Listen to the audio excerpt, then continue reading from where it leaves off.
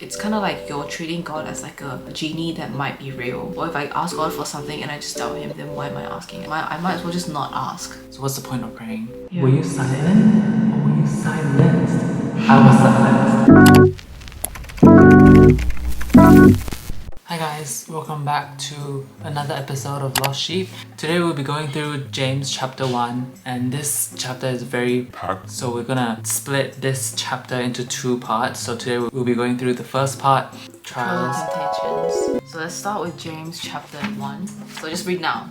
James chapter 1, go. Verse 1 until verse 19. So overall, I think this chapter is really good for anyone who has big dreams, big risky dreams. Like even small things, like if you're like struggling with getting good grades, or if getting good grades is like what you want, or if there's any other like sort of desires or dreams that you have, goals, this chapter is really good for that. So first, verse 2 and 3. Consider it pure joy, my brothers and sisters, whenever you face trials of many kinds, because you know that the testing of your faith produces perseverance. These two verses just stood out to me straight away. Like the first time I read it, I was like, consider it joy when you face trials. The Bible is telling you to be happy when you have problems, when you're going through things. Let's just dig into that. So, like verse 3 explains it basically. Testing of your faith produces perseverance. Like when you are trying to improve in something or trying to get something, for example, for us, it can be trying to become singers, trying to become like YouTubers or anything like that. Even like me before, I wanted to get better grades. The trials that I had to go through to get what I wanted or want, it's testing of my faith. Like, do I have enough faith in God to give me what I want? Assuming that I work for what I want. So it's just like really big awakening for me. It's like, wow. Going through these trials, it shouldn't be a bad thing. It's good because it's testing your faith, and testing your faith gives you perseverance. Yep. Okay, so when I first, not first, but when I sort of came across this verse, basically it was right after I listened to this song, where that song had this lyrics of trials are needed. Basically, it's the main point of the song is just like, I'm all good because the trials that I face, whatever that you guys throw at me, whether it's like people throwing it at me or whether it's like actual just natural circumstances in life or anything that life has to throw at you, trials are welcome to me and I kind of embrace them now. That's like the message of the song that I was listening to. And basically, right after I listened to that song, literally the day after, this was the verse on the Bible, like, you know, the daily verse. God's timing. Exactly. So let me just continue my story, because then I read that consider it pure joy, my brothers and sisters, whenever you face trials of many kinds. Basically what he said, because you know that testing of your faith produces perseverance. And then the next part, let perseverance finish its work so that you may be mature and complete, not lacking in anything.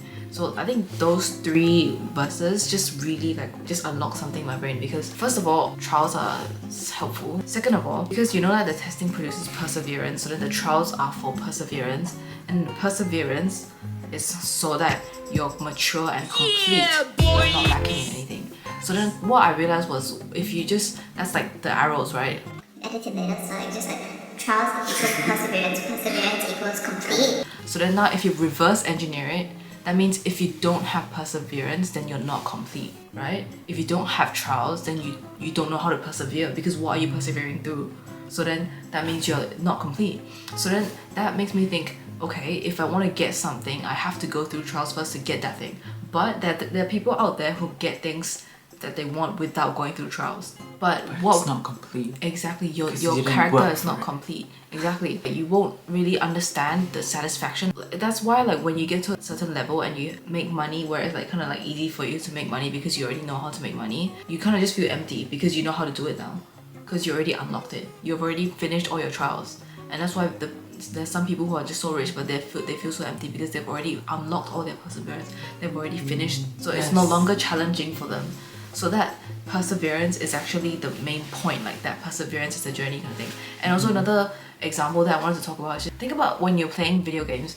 Like when you play like games, you don't just stay on level 1 and you just keep finishing it, right? Like when you finish level 1, you want to go to level 2, even though level 2 is harder, and even though you might not know how to play it, but you want to figure it out. Like it's hard, You know what I mean? That in a way it's trials, even though it's stimulating, like it's a game, so it's fun, but in a way it's also hard. It's also something you don't know how to do. So it's the same in life as well. You don't want to just stay stuck on the same level and just keep doing it just because it's the same, just because you know how to do it, just because it's in your comfort zone. You want to go to the next level and do something that's hard that you have to figure out so that you can get a sense of satisfaction when you finish the game, when you actually finish persevering through, so then you actually complete and you actually learn that lesson. Because if you just keep doing level 1, you're not going to feel satisfied after it. You know what I mean? Even though it's easy, you only gain satisfaction after you have persevered through something that's difficult and you feel accomplished because you actually pushed through it and you accomplished something. So that's when I realized, okay, that means trials basically means that I get an accomplishment out of it afterwards because I'm in the middle of it right now. I either push through it or I don't. And if I don't, then I just stay here until I push through it. For all kinds of trials that we're facing, it is only teaching us perseverance because no matter what, we have to persevere anyways, you know,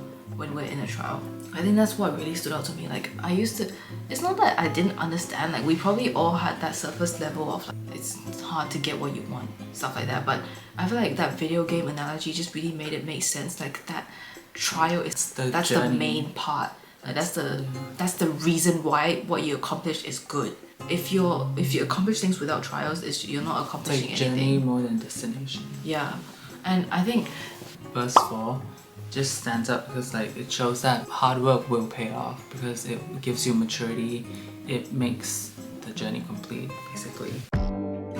And then verse 5, if any of you lacks wisdom, you should ask God, who gives generously to all without finding fault, and it will be given to you. So I think that just means like just pray. You don't say! Because you can't be on a journey on your dreams or to get grades or whatever, to get whatever you want. You can't be on that journey without praying, without communicating with God, without telling Him what you want, because He'll give it to you only if you ask. And I think like this is also ties in with that trial thinking, like when you're in the middle of a trial and you have to persevere, if this is telling you if you don't know what to do, if you lack wisdom on what you should do, just ask God. Ask God, seek help from Him, and you know, listen to Him, and then the rest is just up to God. Like the rest will unfold by itself. You just have to keep hanging on and also just keep leaning into God. I think that's literally all you have to do, and there's just a lot of comfort in that because then you know that it will end well. And there's this quote as well, do your work, do it well, then let go and let God. So it's like you do your own part in that trial, you persevere, then you just let go and just let God do the rest. If anything, just ask Him for guidance. If you don't know what to do, then when God has given signs, when you have heard from Him, then just do. It's a pretty like simple thing. It's just very difficult to actually execute out.